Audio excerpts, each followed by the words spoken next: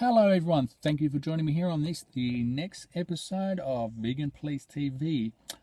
This episode I'm going to be talking a little bit about some of the challenges that you face of living with a non-vegan partner. So let's get on with it. This is the thing. One of the common questions that I've asked that I get asked through comments on the Vegan Please blog, even different Facebook groups and all that sort of stuff is, when you're vegan, how do you go living with a partner who's not vegan? Now, usually it's the situation is reversed. It's a female asking the question, how do I live with a male who's not vegan? For me, because I've been vegan for 20-something years now, when I first, many years ago, I was married to someone and they weren't vegan. So for me, that was a challenge because initially when we met and things like that, this person was very health conscious, and he consumed a little bit of animal flesh and didn't consume dairy or anything like that. So for me, I was sort of at that point in time, because I wasn't as passionate about it then as I am now, for me I was sort of willing to overlook that to a certain extent. Then as time went on, once the honeymoon period's over in the marriage and the relationship, then sort of cracks starting to appear and people get stuck in their ways. And for me, it started to become a bit more of an issue. Now, to give you a little bit of a backstory, is that we both work shift work, so we weren't, we didn't have meals at the same time. So someone would make something, one of us would make something, and whoever got home later would eat the leftovers and all that sort of stuff. Now, when it, if my ex-wife at the time was eating something that wasn't suitable for me as vegan, well then, I'd just make something separate when I got home myself. Normally, your mashed veggies or your steamed veggies and things like that, all that was able to be kept for later on, and all that. So there was that point that stuff was able to be shared and able to be kept. So the other thing too is that, after a period of time that was acceptable. And then on the weekends we would spend time with each other, that, it was more of, we would go out somewhere, so I'd get something vegan. And this is the thing, looking back at it, it's funny at the time, we'd go out for dinner, just the two of us, and, I'd ask for something that was obviously, suitable for a vegan, and she would normally get the steak and whatever else. Now, it's funny to see if it was a different server or white person that came out, naturally the steak would go to me and the vegan dish would go to her. Now, I found that amusing so many times. Near the end of the relationship, it started to get a bit more frustrating because it bugged me that much for that. So this is the thing, is that how do you deal with it? How do you look at it? For me, as a marriage drew on, and there are other sort of little cracks that appeared in the marriage, I sat down and looked at it one day, and for me, veganism and being vegan, staying vegan, was an ethical and moral choice. I, did a lot of soul searching at the time as to whether I stay with this person, even though they're not vegan, and I'm, becoming more passionate, and I'm becoming more outspoken and more active, and things like that. Now,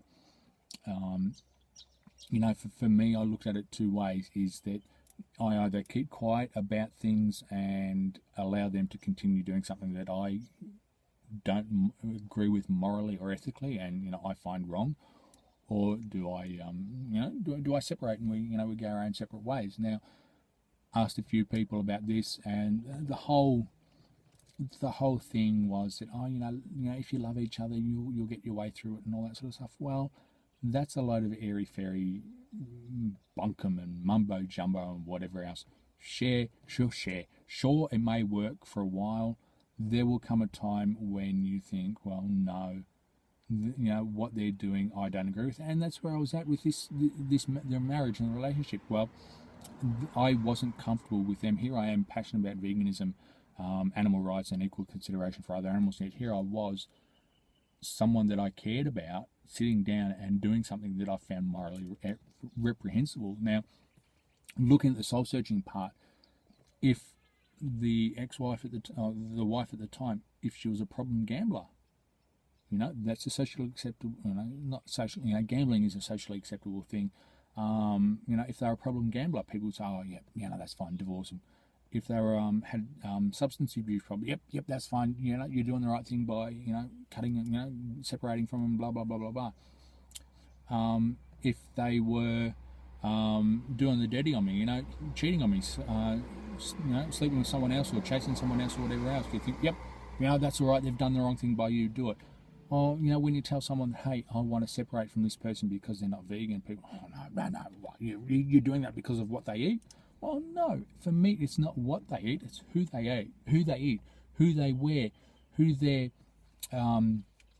allowing to be used for their own, purposes and things like that. And that's the struggle that I had at the time, man. And it took me probably nearly 12, no, not 12 months, about 8 months of constantly looking at things from both angles and trying to look at it unemotionally, trying to look at it, hey, would a reasonable person do this? Well, no, a reasonable person wouldn't, because then a reasonable person wouldn't be in the position to begin with, because they would have said, no, these are my morals, these are my ethics, these are my boundaries. So there.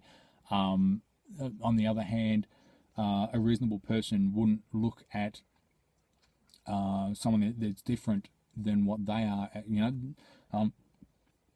That a reasonable person wouldn't think, oh, you can't separate them from the vegan because everyone else is, the world where vegans living in a non-vegan world. So for that, it was just so much more. And there were other dramas involved with it. And for me, it came to be the point where it was one Christmas, and this is a Christmas that, for me, it was probably, not that I'm a big fan of Christmas and all that sort of stuff, it was probably one of the turning points in my life where I said, yep, this is it, the line in the sand's been drawn, I'm not crossing over again. In the lead up to Christmas, my family lives interstate, so my family lives in Victoria. I wasn't spending time with them over Christmas. It was just the wife and her family, so there was only, like her parents, and so I said, yep, all right, hey, come over to my place, I'll do a full, vegan Christmas lunch. It'll be, 3-4 courses, whatever.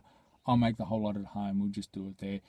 Her excuse was, no, Mum wants to go out to the local, is it rugby club or sports club or rugby, whatever club it was, because they do a Christmas buffet, so they want to go out for that. So, they don't want to, so, well, hey, hang on, here I am, I'm willing to do everything. Save their $30 or $50 or whatever it was. They're only up the road from home. They can stay the night. They can have a couple of drinks, or we'll drive them home later on. There's not that big a deal. We'll do it. No. Mum wants to go out. She's been waiting for this all year. This is one of the things, and she doesn't want to clean up. So hang on, she's at our place. They're not going to be cleaning up. So anyway, as you do in a relationship, you sort of compromise, and compromise is just sort of one person saying, yep, all right, whatever goes on. So we ended up going to this particular club for the Christmas buffet lunch, it was, that's what. And, parked there, and as I'm walking up to the doors of this club, all I could, because once you've been vegan for a while, you get to smell what animal flesh. You can smell it. It's, it wasn't cooked or anything like that. All I could smell was, it smelled like walking past a butcher's store. All I could smell was the animal flesh. And for me, and that was when I was probably about 2 or 3 meters away from the door. So walking in, it wasn't a pleasant experience walking in there and sitting in there. Happened to ask the staff. The only thing that was suitable for me that didn't have egg-based mayonnaise or some other stuff, or dairy dressing or whatever, or cream on it, was a bland, and it was a revolting tossed salad. A couple of little cherry tomatoes. It didn't have diced cheese on it at the time because that was something separate. So it had, the cherry tomatoes, wilted lettuce, some grated carrot, and a little bit of French dressing. So that was the thing. That was pretty much all I could eat for that particular meal. Being the designated driver, I couldn't, sit down and just get drunk and, worry about having a liquid lunch. So while everyone else was going on, and what made that one worse for me, because here I am sitting with the in-laws, and all they could complain about was, they're at a buffet, mind you, so they can't choose. They can make the choice of going and pick a particular dish. They don't have any say of how it's cooked. So here they are complaining that the turkey was dry. Oh, the prawns are, they're small prawns for this, and there was the ham. There was something wrong with the ham that they were eating. The turkey was dry. There was just so many. They were complaining about this, complaining about that, complaining about that. And I was not enjoying myself. And it was the thing. As soon as lunch was over and desserts was over, and said, "Yep, come on, let's go. I'm not playing pokies, not doing anything like that. I just want to get out of there." So anyway, lo and behold, took them back. Ended up stuffing my face when I got home there. And then the next day, there was that big, we need to talk discussion. Now, the wife at the time turned around and said that I ruined her mum's Christmas because I wasn't enjoying myself. I was this and I was that. Well, and that was the thing. I'd had enough because it had been building up for that time, and the Christmas dinner lunch was just for me, it was the little thing that just pushed me over the edge. And I sat down with her and said, how was I supposed to enjoy myself when here you are, complaining about something that you didn't ask to be cooked a certain way. All I had was just some wilted, boring things, and you're just complaining about this and that and everything else. I never heard anything nice about the meal that they were served from any of them.